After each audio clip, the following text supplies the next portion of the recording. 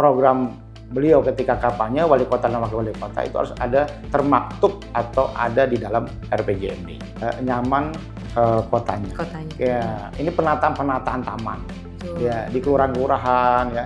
Ada bangunan liar dirapikan ya. Kemudian dibuat taman. Program pendidikan dan kesehatan. Pendidikan ini kan SD SMP kan ada BOS daerah yang memang diberikan kepada masyarakat. Jadi masyarakat yang tidak mampu pun diberi pembiayaan di sekolah swasta juga ada. Kemudian berkaitan dengan kesehatan kan sudah ada UHC hari ini bahwa masyarakat hari ini dijamin kesehatannya oleh pemerintah daerah. Akses kita, infrastruktur kita, semua kecamatan merata dalam kondisi bagus semua.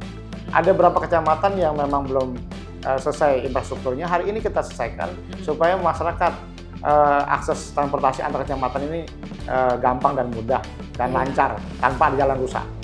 Drainase ya itu sudah kita peraturan daerahkan, sudah kita perdakan. Nah kemudian kemarin Pak Wali Kota pemerintah daerah ini sudah melakukan normalisasi seluruh sungai dan kali di Kota Bekasi. Kita bekerja dengan tulus ya, bukan pencitraan, sesuai rencana strategis untuk masyarakat, baik itu mengatasi pengangguran tadi, kemiskinan, infrastruktur. Ya kita berharap Kota Bekasi ini semakin hari semakin baik.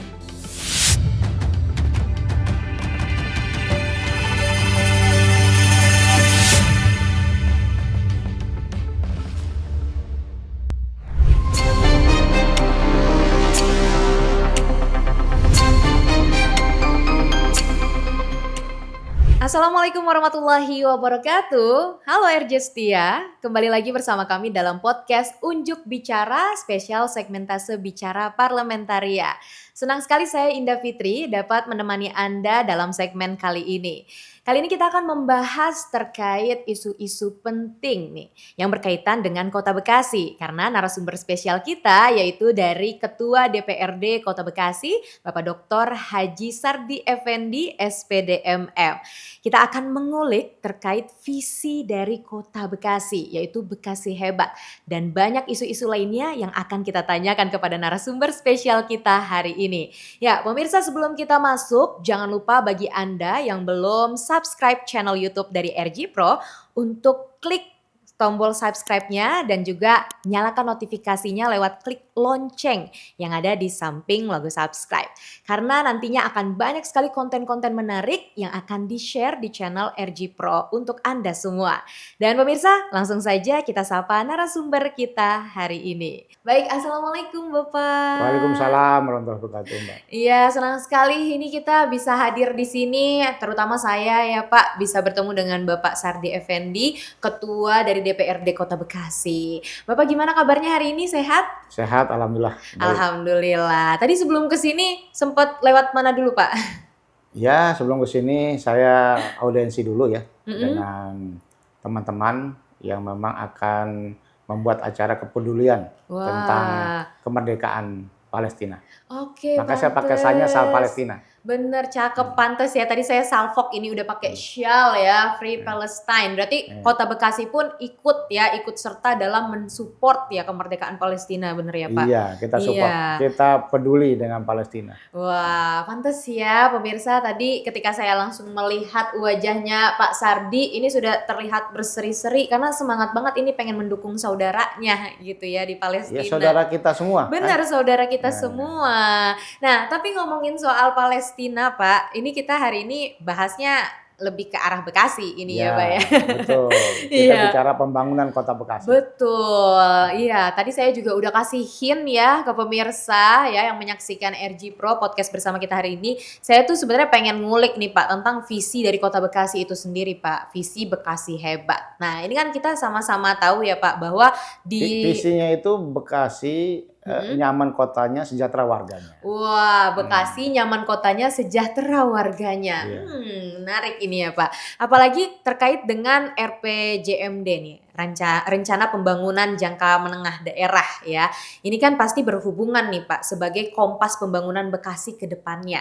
Nah, ini jika dikaitkan dengan visi yang tadi Bapak sampaikan itu sendiri, seperti apa nih Pak peran DPRD Kota Bekasi untuk mewujudkan hal tersebut nih Pak Sardi? Iya, peranan DPRD dari awal kita sudah mendapatkan yang penyampaian dari wali kota terpilih tentang rancangan awal tentang RPJMD itu dan rancangan akhir tentang RPJMD.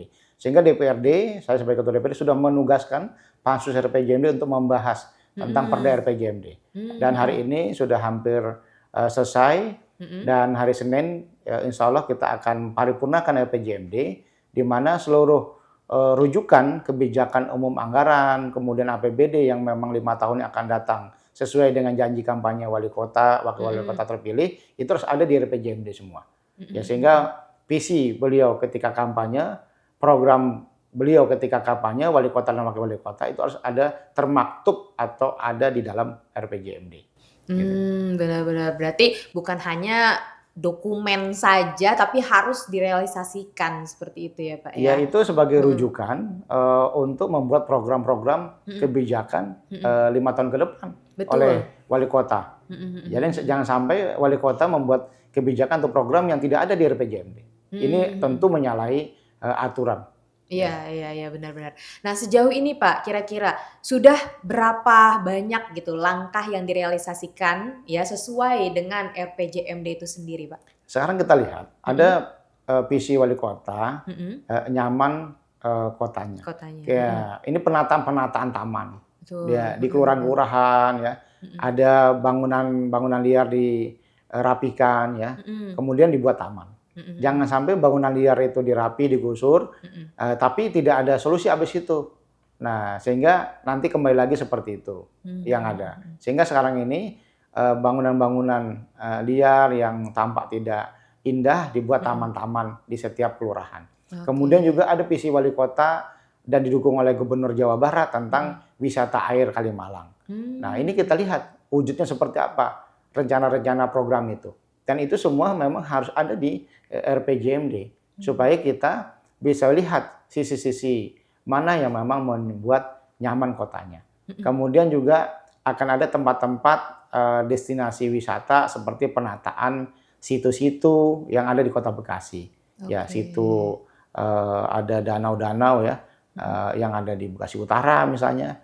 Nah, itu ditata agar masyarakat dapat menikmati ya untuk jogging, untuk refreshing, rekreasi kan gitu. Wah, iya benar-benar. Tapi emang sudah terlihat sih Pak, apalagi saya kan termasuk sering main ke kota. Sebenarnya saya mah orang kabupaten Pak. Ini kita sebelahan gitu. Iya. Tapi jujur saya nih kalau ke Kota Bekasi sekarang ini Pak, memang lebih tersusun, lebih nyaman, rapih ya. Sudah terlihat seperti itu. Apalagi tadi Bapak sampaikan juga taman-tamannya juga sudah dirapihkan gitu ya, sehingga terciptalah nyaman kotanya tadi. Iya, yang tadi Tapi memang disampaikan ya kita Pak. minta juga bagaimana perawatan taman itu. Jangan hanya dibangun tamannya, setelah itu perawatannya tidak ada atau tidak dirawat. Benar, betul. Jadi taman-taman itu kalau dirawat semakin indah dan semakin banyak publik atau masyarakat memanfaatkan untuk kegiatan-kegiatan aktivitas kemasyarakatan. Iya benar, dan bukan hanya pemerintah aja yang bertanggung jawab ya Pak, tentu masyarakat Kota Bekasi juga bertanggung jawab untuk menjaga kenyamanan dari taman itu sendiri ya Pak. Betul, masyarakat harus Benar. menjaga karena tamannya sudah bagus, ya masyarakat harus secara sadar menjaga taman itu untuk Betul. masyarakat. Gitu. Benar, tapi saya yakin Pak, masyarakat Kota Bekasi pasti sangat antusias sekali mendukung kerja pemerintah, memelihara apa yang sudah pemerintah berikan fasilitasi gitu kepada masyarakat. Seperti itu Pak.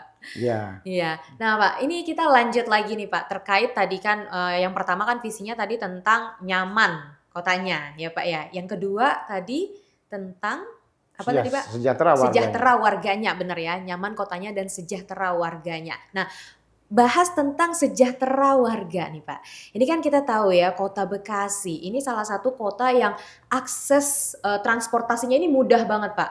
Kita LRT deket ya kan, KRL deket. Pokoknya akses kalau mau ke Bekasi ini mudah sehingga banyak pendatang yang datang di Kota Bekasi itu sendiri. Nah, kalau banyak pendatang berarti banyak orang yang bersandar gitu ya kehidupannya terhadap Kota Bekasi ini melalui pekerjaan. Nah, dari sektor pekerjaan itu sendiri Pak, seperti apa sih DPRD Kota Bekasi memberikan lapangan gitu ya, membantu masyarakat untuk mendapatkan lapangan pekerjaan di Kota Bekasi itu sendiri Pak? Ya, kita lihat Kota Bekasi ini hari ini memang ada program transportasi massal Kita ingin nanti ke depan itu ada transportasi massal, ada seperti Jack Lengko di DKI ya, angkot-angkot dirapikan, ada AC-nya ya. Tentu itu menjadi akses kemudian masyarakat dalam beraktivitas.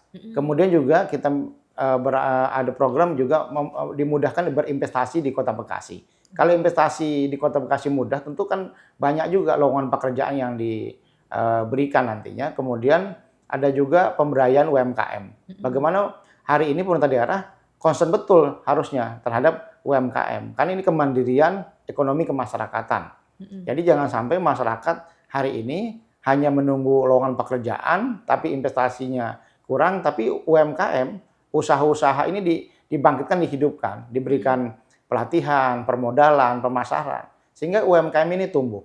Kalau UMKM tumbuh di Kota Bekasi, tentunya orang kan senang dan tentunya tadi mencapai kesejahteraan mereka karena mereka berusaha di Kota Bekasi ini sangat mudah dan gampang. Betul.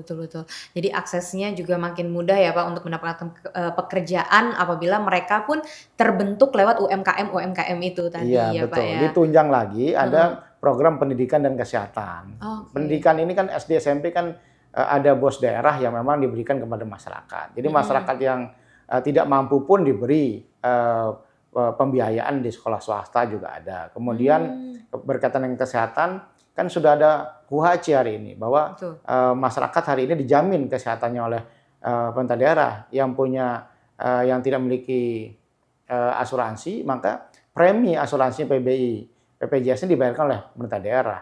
Dan rumah sakit pun sudah punya akses itu di Kota Bekasi, baik itu rumah sakit RSUD Kasbullah Abdul Majid maupun rumah sakit tipe D maupun puskesmas yang ada 56. Setiap kelurahan ada di Kota Bekasi.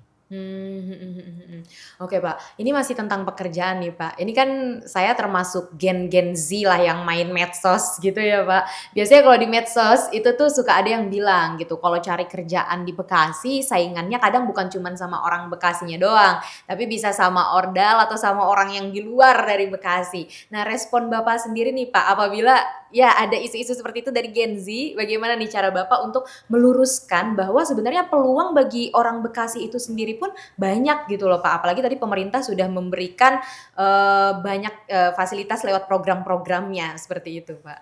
Ya, saya kira ini kan kompetitif ya. Buktikan saja kompetensi, kapasitas, ya sehingga banyak juga masyarakat yang punya kesempatan ya mendapatkan pekerjaan di Kota Bekasi dan juga berkompetisi dengan masyarakat yang memang bertempat tinggal di Kota Bekasi. Secara peraturan daerah ketenaga kerjaan memang ada persentase yang diatur, diutamakan yang memang ber-KTP Kota Bekasi. Tapi ini kan tidak besar. Banyak juga yang porsi masyarakat secara umum.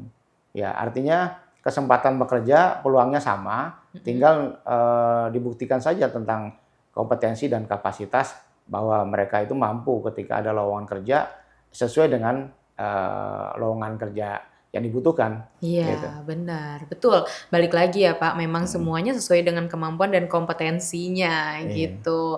Makanya nih pemirsa, pokoknya setiap program-program dari pemerintah Kota Bekasi pasti banyak sekali program-program yang mendukung ya untuk baik dari segi tadi lapangan pekerjaan dan lain-lain. Itu Anda bisa cari informasinya tentunya ya Pak ya. Bahkan hari ini Kota Bekasi ini punya program kaitan dengan efisiensi ya. Kemarin itu ada anggaran kurang lebih 7 miliar lebih untuk magang ke Jepang. Nah, ini artinya kan pemagang ke Jepang ini suatu hal yang menarik buat masyarakat ya. Bagi masyarakat yang ingin pemagang ke Jepang ya silakan daftarkan dirinya ke Dinas Ketenagakerjaan. Supaya Dinas Ketenagakerjaan ini punya fungsi ya bagaimana menjamin orang kerja dan bagaimana tetap orang bekerja ya. Program pemagang ke Jepang ini suatu hal program yang positif pemerintah daerah untuk masyarakat. Wah iya benar, positif sekali ya Pak ya. Iya. Nah ini boleh tahu nggak Pak, mungkin ada masyarakat yang belum paham gimana sih aksesnya biar tahu informasi seperti tadi yang Bapak sampaikan kan ada program magang atau ada program-program lain dari pemerintah. Nah kira-kira nih kita bisa mengakses informasi tersebut lewat apa ini Pak? Ya pelayanan ketenagakerjaan kan ada di Dinas Ketenagakerjaan. Silakan aja datang ke Dinas Ketenagakerjaan, oke. cari informasi supaya ini dapat didaftarkan ya, Mhm, diakomodir mhm. untuk pemagangan ke Jepang. Ke Jepang Hmm. ya. Lewat media sosial juga bisa ya, Pak, ya, mencari informasinya seperti itu Ya, ya? cari media sosial, Heeh, datangi Dinas mhm. Ketenagakerjaan Kota Bekasi. Betul. Nah, itu dia ya, sayang sekali kalau tidak kita manfaatkan karena sudah difasilitasi oleh pemerintah seperti Hmm. itu ya, Pak. Nah, ini lanjut nih, Pak. Tadi kita akan bahas ke pembahasan berikutnya karena tadi sudah kita dengar bersama ya seperti apa peran pemerintah dalam mengupayakan tentunya fasilitas-fasilitas bagi masyarakat dan juga tadi memberikan banyak sekali peluang-peluang pekerjaan. Ini saya pengen bahas lagi, Pak, terkait isu-isu yang viral-viral juga di medsos gitu. Apalagi membentuk tentang citra Kota Bekasi itu sendiri kan. Kalau kita masuk ke Kota Bekasi aja kita udah disambut nih Pak dengan tugu patriotnya gitu ya. Bahwa Bekasi ini kotanya para pejuang. Tapi Pak, ini di media sosial kadang Bekasi tuh suka diplesetin gitulah ya bahasanya. Suka ada citra-citra yang nyeleneh lah gitu. Misalnya kayak kalau ke Bekasi itu perlu pakai visa nggak sih gitu. Nah, ini saya jadi tertarik nih pengen nanya ke Bapak. Kita main mitos atau fakta kali ya Pak. Bisa sambil dijelaskan kira-kira ini mitos atau fakta nih menurut Pak Sardi. Ya, saya kira itu kan asumsi ya. Bekasi Bener. ini ada dua ya, Oh ada iya, Kota Bekasi, ada Kabupaten ada Bekasi. Kabupaten Bekasi ya. Nah, itu yang dimaksud yang mana? Yang mana Ya, gitu, betul mungkin betul betul. tempatnya. Ya malah kabupaten kali ya, aduh. Ya, Tapi kalau menurut Bapak nih, kalau ada yang bilang, "Bekasi jauh banget, planet lain," gitu ya, ya Bapak kira-kira ya, gimana kalau responnya? kabupaten emang jauh banget. Itu Kabupaten aja ya? 23 kecamatan mereka. Kalau Bener, Kota Bekasi 12 kecamatan, 56 betul, kelurahan. bener ya? Nah, ini Bekasi mana yang dimaksud? Iya, betul betul betul. Hari ini akses kita, Mhm, infrastruktur kita, semua kecamatan merata dalam mhm, kondisi bagus semua. mhm, Ada beberapa betul. kecamatan yang memang belum selesai infrastrukturnya. Hari ini kita selesaikan Mhm. supaya masyarakat akses transportasi antar kecamatan ini gampang dan mudah dan Iya. lancar tanpa ada jalan rusak. Benar. Gitu. Itu saya suka bawa-bawa seperti itu, Pak. Jadi kalau ada Nah, teman-teman saya yang ngomong, "Rumah kamu mah jauh." Saya selalu banggain itu, walaupun sebenarnya jauh sih dari rumah iya, saya emang jauh aksesnya. ya. Bener, Dari jauh. Kota Bekasi jauh, Heeh. Tapi saya banggainnya Kota Bekasi nih, Pak, ya. sebenarnya Ngakunya Kota gitu. Bekasi ya. Betul, saya bilang aja mudah ke Ya, Bekasi, Kota bukan Bekasi planet ini lain ada gitu. Ahmad Yani, Bener. ya, ada Tol Barat, Tol Heeh. Bekasi Timur. Tol Bekasi Itulah Timur. Kota Bekasi. Mudah banget Iya, aksesnya ya, Pak, iya, ya. akses Jadi mudah. kalau ada yang bilang Bekasi susah ya, jauh, harus pakai visa planet lain itu mah mitos ya, Pak, ya. Itu Faktanya mudah gitu. itu Bekasi yang sebelah mana Iya, gitu. Bekasi sebelah mana gitu pertanyaannya ya. Iya, bener bener bener. Iya, karena banyak pintu-pintu kita dari Kota Bekasi ini ke DKI Jakarta. Ini Mhm, cukup banyak dan betul. seluruh pintu-pintu itu kan mudah diakses. Mhm Ya, mhm baik itu mhm perbatasan dari Jalan Medan Satria ke Pondokopi, mhm. Pondok Gede, ya kan, Mhm kemudian Jati Asih dan lainnya. Jadi banyak akses-akses yang memang sudah terhubung, mhm mhm baik itu mhm. tol, RT, sebentar lagi MRT, dan Iya, juga betul. komuter lain. Nah ini, Wah. jadi kita punya moda transportasi. Bahkan kemarin ada bus Transjakarta pun Mhm. sudah ada feeder baru kan Iya dari iya iya. Bekasi ke Duku Atas. Oh, Jadi oke. mudah sekali orang datang ke Kota Bekasi ini, nggak jauh Wah, iya benar, dan makanya.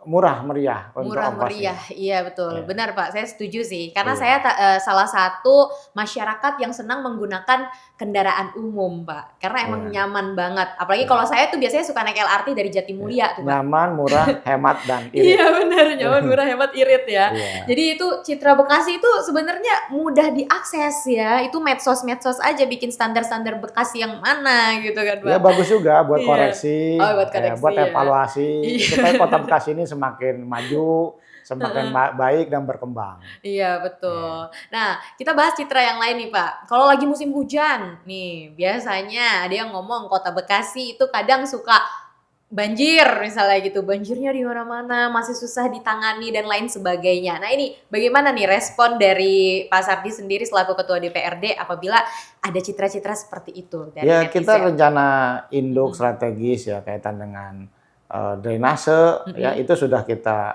peraturan daerahkan, sudah kita perdakan. Nah, mhm. kemudian kemarin Pak Wali Kota Pemerintah Daerah ini sudah melakukan normalisasi seluruh sungai dan kali di Kota Bekasi. Oke. Kemudian penerapan kita minta supaya dirapikan semua. Kemudian yang ketiga, penataan jalan dan juga bangunan-bangunan liar di pinggir sungai, pinggir kali, agar tidak banjir lagi.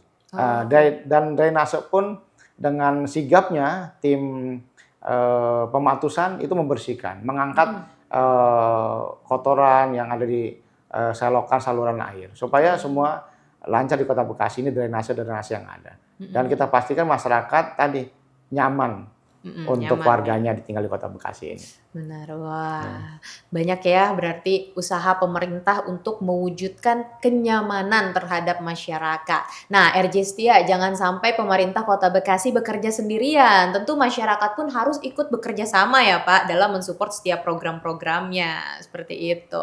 Nah, terakhir nih Pak, tadi kan masih bahas tentang citra-citra ya, kalau pembahasan terakhir kita. Dari Bapak sendiri nih, seperti apa sih Pak langkah-langkah yang dilakukan oleh DPRD Kota Bekasi khususnya untuk senantiasa menjaga citra baik dari Kota Bekasi selain yang tadi kita bahas di awal-awal itu Pak?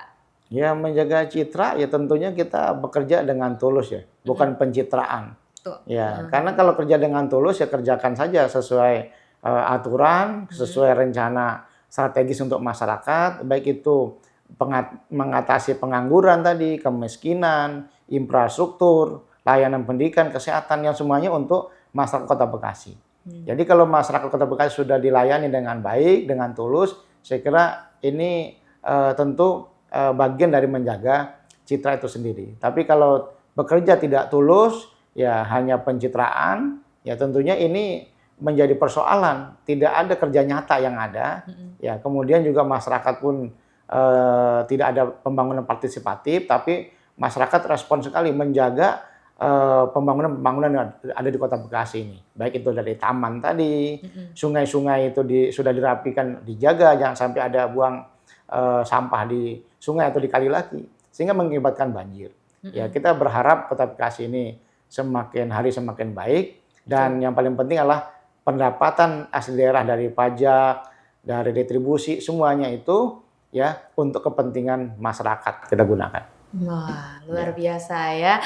Itu dia tadi ya pemirsa pembahasan kita bersama dengan Bapak Sardi ya. Tentunya kita tadi membahas detail sekali apalagi terkait visi dari Bekasi tadi ya. Nyaman kotanya, sejahtera masyarakatnya, ya keluarganya. Itu tadi sudah kita kulik, sudah kita kupas bersama. Tentunya banyak sekali upaya pemerintah untuk bisa mewujudkan hal tersebut, dan semoga Kota Bekasi ke depannya ya bukan hanya menjadi pilihan orang untuk kehidupan yang nyaman gitu ya, tapi bisa meningkatkan perekonomian Indonesia juga melalui wisata-wisatanya tadi kan kata Bapak ya, tadi sebagai penyangga ibu kota negara. Iya, penyangga ibu kota negara. Nah, sebelum menutup Pak, saya minta sekali lagi nih Bapak untuk bersuara, menyampaikan closing statement-nya kembali, mengingatkan seluruh masyarakat Kota Bekasi terhadap program-program ataupun hal-hal yang ingin disampaikan dari DPRD Kota Bekasi. Ya, masyarakat Kota Bekasi, kita minta mari kita berpartisipasi dalam pembangunan kota kita, kota yang kita cintai, kota yang memang kita diami. Mudah-mudahan kota kita ini menjadi kota yang baik buat kita, nyaman dan sejahtera. Dan mari kita jaga bersama, doakan DPRD dapat bekerja secara baik untuk membuat regulasi-regulasi atau perda yang berpihak kepada masyarakat.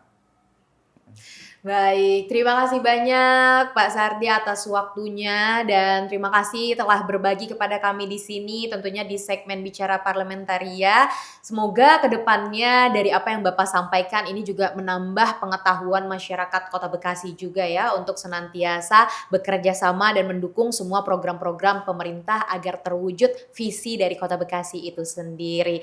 Dan pemirsa, sebelum ditutup jangan lupa untuk senantiasa mengikuti setiap konten-konten yang ada di RG Pro dengan cara subscribe channelnya RG Pro biar gak ketinggalan konten-konten berikutnya. Nyalain lonceng notifikasinya karena akan banyak sekali konten-konten menarik, pembicaraan-pembicaraan menarik seperti saat ini yang akan menambah wawasan bagi Anda. Dan terakhir, terima kasih dari saya Indah Fitri, dan juga terima kasih kepada narasumber kita hari ini. Semoga kita bisa bertemu kembali dan semoga semuanya sehat ya Bapak. Amin. Ya. Akhir kata dari saya saya. Wassalamualaikum warahmatullahi wabarakatuh. Salam. Bye, terima kasih.